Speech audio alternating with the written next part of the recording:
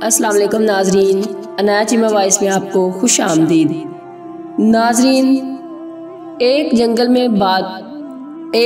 میں بندروں کا ایک غول رہتا تھا۔ اس جنگل میں چونکہ بہت زیادہ تعداد میں پھل وغیرہ اگتے تھے، اس لیے وہ سب بندر بہت اطمینان اور خوشی سے رہتے تھے۔ ایک دن ایسا ہوا کہ ایک سائنسدان اپنی بیٹی کے ساتھ اسی جنگل میں ریسرچ کے لیے آیا۔ خیمہ نصب کرنے کے بعد سائنسدان تو پودوں کے سیمپل اکٹھے کرنے نکل کھڑا ہوا، مگر وہ لڑکی اسی خیمہ کی تزئین و آرائش کے لیے پیچھے رہ گئی۔ اس نے پہلے زمین پر ایک پرانا قالین بچھایا، پھر اس قالین پر بستر لگائے، خیمے کی درمیانی ٹیک سے برقی لالٹین لٹکائی اور اس کے عین نیچے ایک چھوٹی سی میز اور اس پر سجاوٹی سیبوں سے بھرا ایک پیالہ رکھ دیا۔ وہ سیب دیکھنے میں بہت تازہ، خوبصورت اور بڑے لگ رہے تھے۔ تمام بندر درختوں پر بیٹھے ان مصنوعی سیبوں کو لالچ سے دیکھ رہے تھے۔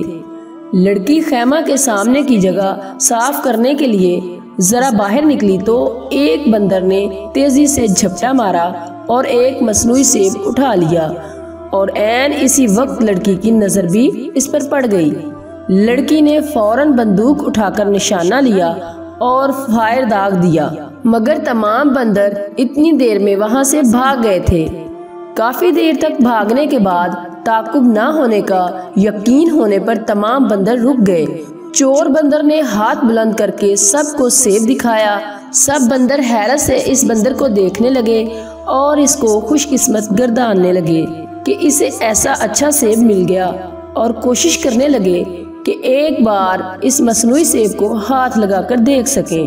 چور بندر نے سب کو جھڑکا اور یہ مصنوعی سیب لے کر ایک درخت کی سب سے اونچی شاخ پر جا بیٹھا اور سیب کو کھانے کے لیے اسے منہ میں لے کر دبایا، مگر یہ مصنوعی سیب سخت پلاسٹک کا بنا ہوا تھا، جسے چبانے سے بندر کے دانتوں میں درد ہونے لگا۔ بندر نے 2-3 بار اور کوشش کی، مگر ہر بار اسے درد ہونے لگتا۔ وہ دن چور بندر نے اسی اونچی شاخ پر بھوکے رہ کر گزارا۔ اگلے دن وہ نیچے اتر آیا۔ دوسرے تمام بندر اسے احترام سے دیکھنے لگے، کیونکہ اس وقت بھی اس کے ہاتھ میں وہ مصنوعی سیب موجود تھا۔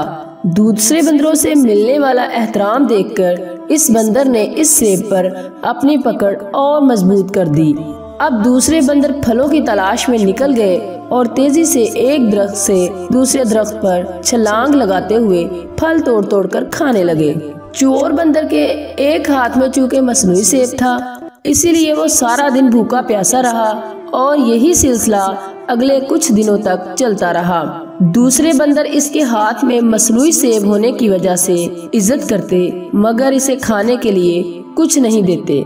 بھوک سے بے حال وہ بندر اتنا نڈھال ہو چکا تھا کہ اس کو اپنا آخری وقت نظر آ رہا تھا۔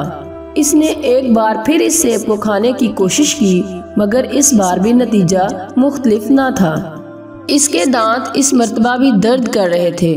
چور بندر کو اپنی آنکھوں کے سامنے درختوں سے لٹکے ہوئے پھل نظر آ رہے تھے، مگر اس میں اتنی ہمت نہیں تھی کہ وہ ان درختوں پر چڑھ سکتا۔ آہستہ آہستہ اس کی آنکھیں ہمیشہ کے لیے بند ہو گئیں۔ جان نکلتے ہی اس کی گرفت مصنوعی سیب پر ڈھیلی ہو گئی اور وہ مصنوعی سیب اس کے ہاتھ سے نکل کر گر گیا۔ شام کو باقی بندر آئے۔ انہوں نے مرے ہوئے بندر کی لاش پر کچھ آنسو بہائے، افسوس کیا اور اس کی لاش کو پتوں سے ڈھانپ دیا۔ ابھی وہ اتنا کر ہی رہے تھے کہ ایک دوسرے بندر کو وہی مصنوعی سیب ملا، اور اس نے اپنا ہاتھ بلند کر کے سب کو وہ سیب دکھانا شروع کر دیا۔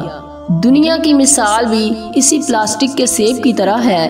اس سے کچھ حاصل نہیں ہوتا، جبکہ اس کو دیکھنے والے اس سے متاثر ہو رہے ہوتے ہیں، اور دنیا کو ہاتھ میں رکھنے کا دعوے دار بالآخر خالی ہاتھ لا حاصل اس دنیا سے چلا جاتا ہے، اور اس کی دنیا پر کوئی اور قابض ہو جاتا ہے۔